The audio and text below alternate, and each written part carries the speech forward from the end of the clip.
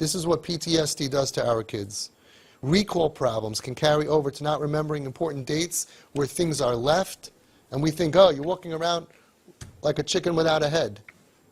Yeah? And this is as they're growing up, even before we know what's wrong with them. When someone has PTSD, trust can be hard to maintain or reestablish. He may feel edgy and find it hard to relax, and may find it difficult to communicate, both verbally and non-verbally.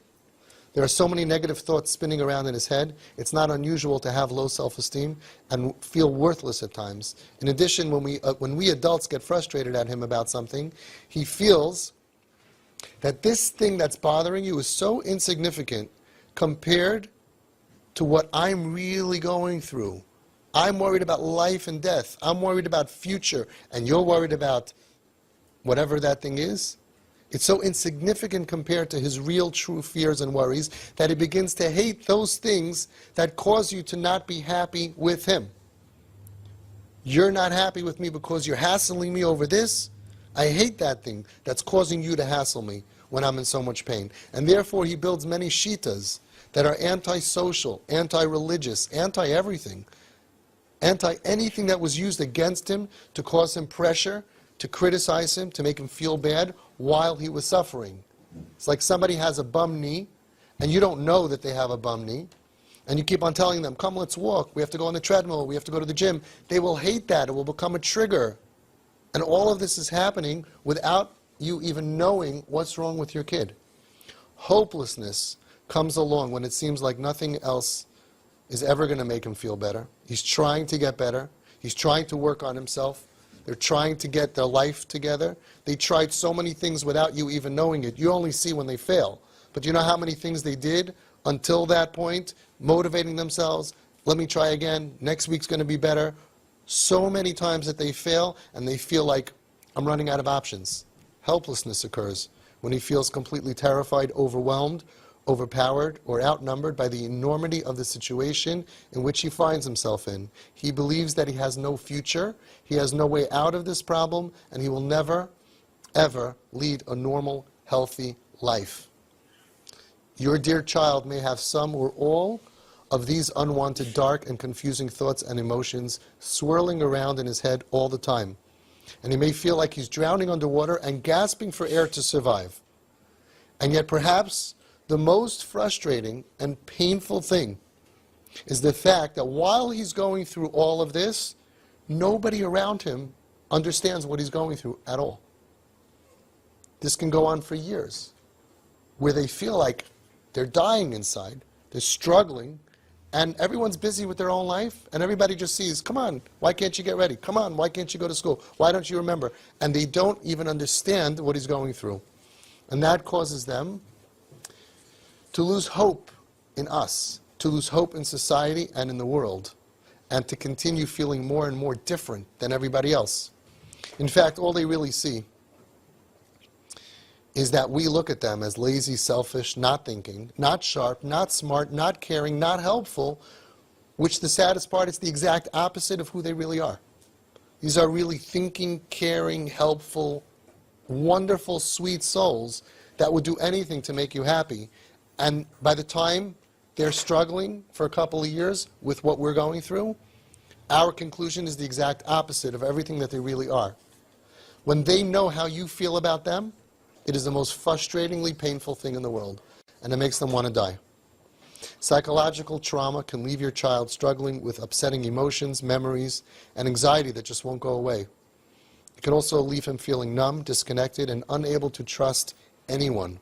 When normal bad things happen, it can take a while to get over the pain and feel safe again. Normal bad things that any normal person gets over, for them it could be a major problem because they're already dealing with so much.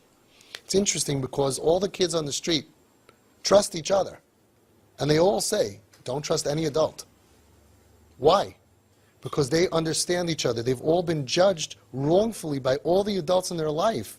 So they feel those people out there, right, with all their success and their cars and their homes and everything, they don't understand us, they don't trust us, they don't like us, and they don't have our best interest. Why?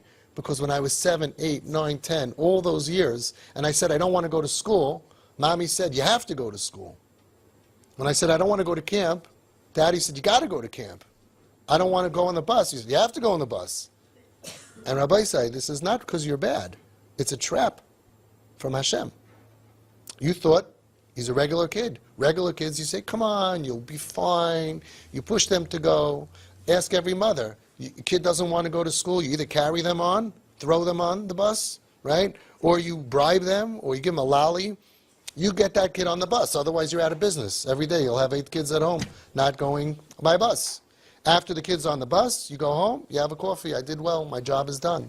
But if there's a kid who didn't want to go on the bus because he's being bullied on the bus, if there's a kid who didn't want to go on the bus because there's an older boy that's playing with him on the bus, you have no way of knowing. And you give the same treatment. We're not Nevi'im.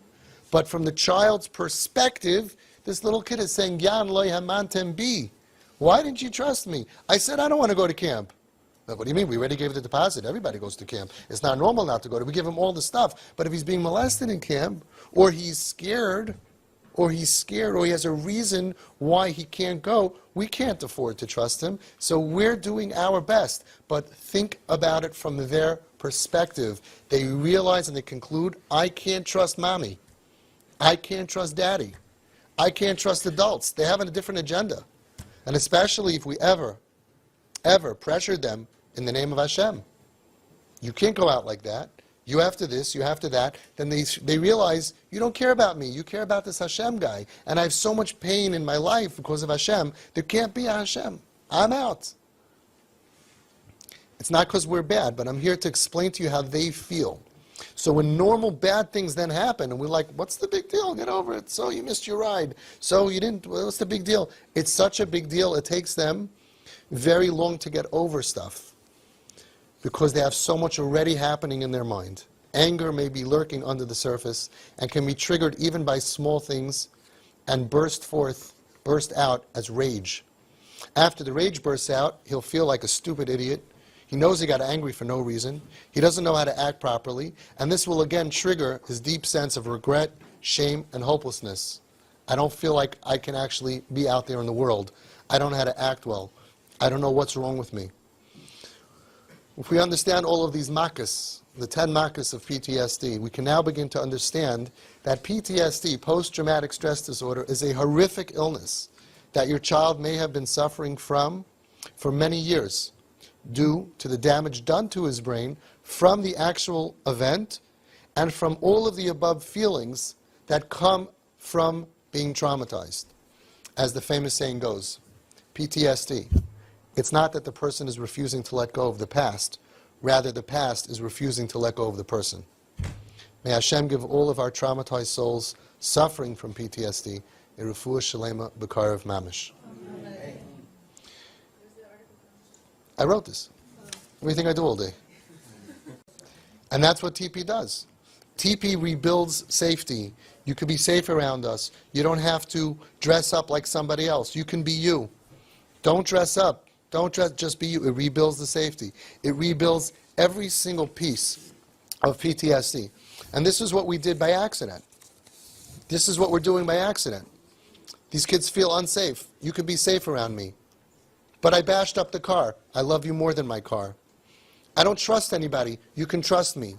You're not going to turn on me? I'm not going to turn on you. But I did such a terrible thing. Fill in the blank of the stuff that your kids do. Some of it is very, very bad. It's temporary. Look 10 years from now. Our kids recover, Be'ezus Hashem. I trust you. I build up trust. The time that you build up trust is when you're the most disappointed and the kid needs something from you that you don't think you can do, and you say, I trust you. When they mess up, like so many speeches we have about that, you can repair the ripped out trust inside of them. Deep anxiety and worry. When you're having fun with your parents, the anxiety levels go down. We have so many kids who are on medication. Look at them a few years after TP, and they're not on medication anymore. It's unbelievable. Feeling insecure and different than everyone else goes away when everybody's putting their arm around you and they don't look at our differences. Everybody has a beard and payas, and you come in without a beard and payas, and we don't notice. Everybody at the Shabbos table is wearing clothing, and you're not, and we don't notice. We take away the feeling of insecurity, feeling different. The chap is that once you feel like everybody else, you actually start acting like everybody else, because it gets repaired. Being numb to feelings feeling emotions and spiritual connections. When you're having pleasure, the opposite of pain is pleasure. There is no trauma center in the world, there is no treatment method in the world that I ever heard of that says inject your child's brain with pleasure. Why not?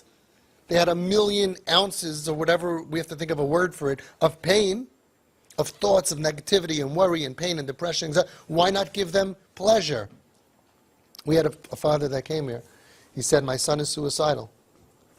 So I said, listen, the regular world will tell you call 911. I'm not arguing with them. I don't want him, I don't know, chas v'shalom, you know. I don't want to take responsibility. He says, I don't want to call 911 because every time we did that in the past, it made him worse. So what should we do? I said, well, go to Disney World. Nobody kills themselves in Disney World. He booked a flight, he went to Disney. It's not a joke. It's 9 years later. The kid is alive, happy, stable. I have a picture of the family. Now, I'm not going to tell you everybody who's suicidal should go to Disney World, and someone's going to say, hey, it didn't work, chas v'shalom. But when you go before they're suicidal. Don't wait for them to be on top of the building. I got a call last night at 1 o'clock in the morning. Typical text, you know, can we talk? I sent back my standard. Hi, I'm sorry, I'm only available if it's pikuach nefesh, and da-da-da. Is this your situation? I'm not a parent. I'm 21. What's going on? I want to kill myself. So I took the call, and I said, I'm sorry, I don't deal with kids anymore. I'm not trained. I'm not doing that. I'm working with parents. And I don't deal with girls or women, ever. So I spoke to her for an hour, just to get her not to kill herself. I found a Rav that she knew that she once spoke to. I hooked them up. She said, I'm staring at my pills. I already tried swallowing last week a bunch of them. It didn't kill me. I'm ready to do it. Why should I live? Why should I live? She's from. She's in Beis Yaakov. She goes, if I go and take my skirt off, everyone's going to understand to treat me nicely. I don't want to do that. I'm from, but I want to die. Tremendous pain out there. Tremendous, tremendous pain out there. If we can fill their brains with pleasure, they don't want to die. A deep sense of loneliness. We know what that's like. We have kids who are in a room for 2 years. We have kids who are all alone for years. But when you're going on flights and you're putting pictures out there on Facebook and whatever, oh, I'm in Cancun with my mommy, I'm out with my friends and my brothers, my sisters, my aunts, my uncles, that's why we meet the whole family. Then you take away their sense of loneliness. Why do they feel lonely? Because they don't look like us. We're so foolish.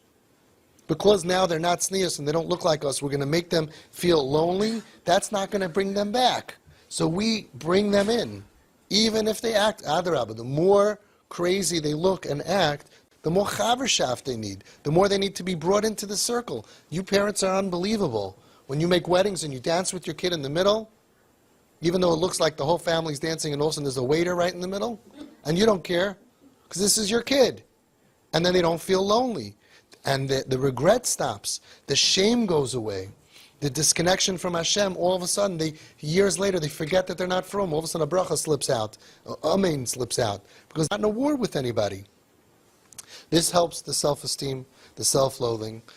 It takes away the hopelessness and the helplessness, as we've seen. And as is Hashem, that's our medicine, that's our treatment method. And that's what Home Sweet Home did by accident. We had every kid come in, and we by accident, just by making them feel like you're amazing, VIP, go out every night and have fun, the kids turned their lives around. It's mamish amazing if the world would understand. No, still go to the rehabs. I'm not against that. But what's the success of the rehabs?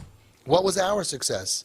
And yet people open up more and more rehabs. Why aren't they opening up more and more Home Sweet Homes, which had a model that had 100% success rate? None of our kids ever went back to the street. None of our kids are hoodlums. None of our kids went back to drugs. None of them went back to be a drug addict like when they can. We had a kid who came to me, who was doing cocaine. That's bad. Besides for weed and not from and all of that, cocaine. He moved in September 4th, 2004. He's now married. He's from. I have a cousin of mine that he told me he got a job for this guy and this industry. That's his boss. My cousin is working for my Home Sweet Home kid from 15 years ago who has a big company and he has a wife and kids and he's from and he's clean and he's a boss. We have Baruch Hashem, we have a chat at Home Sweet Home, we have Nachas, we have Einiklach. And most of the kids also left the program from. almost 100%, like 95%. So it's all together. Yismach leiv mevakshe Hashem. So by accident, we treated PTSD. How do you treat PTSD? TP. And the sad part is that so much advice that other parents are getting ignores all of this, because the kids will still feel hopeless and helpless and full of regret and shame and lonely without TP. And those parents also love their kids, but they're told, love them, but don't accept them, but don't support them, but don't encourage them, but don't buy and don't supply. But their problem of PTSD remains fully. Even if you're nice, in my house you can't dress like this. It's like they got hit by a car, but in my house we don't go with a wheelchair. You understand, for the other kids, I don't want them to all end up in wheelchairs. So please, for the sake, Bobby's coming, she's going to have a heart attack if she sees the way you dress. So please, you understand. The way that they're acting, their lack of tznius and normalcy, is because of their machla. You don't heal the machla by controlling the behavior. And that's the mistake of the world. They think that they're bad, and you have to control them. Heal them. Heal them with your closeness, with your NKN, your nafshik shur benafshe, with your fun, plugging their life with tremendous fun. They want you. They want to have fun. First step is to get the relationship so they'll go with you, and the second step is as much fun as you could possibly do, without advice, without criticism, without anything. Just nurture the piece of them that's broken, the PTSD. Hashem should help all of your kids should have a refuah shlema. We should have a tremendous amount of Yiddish and achas from all of them.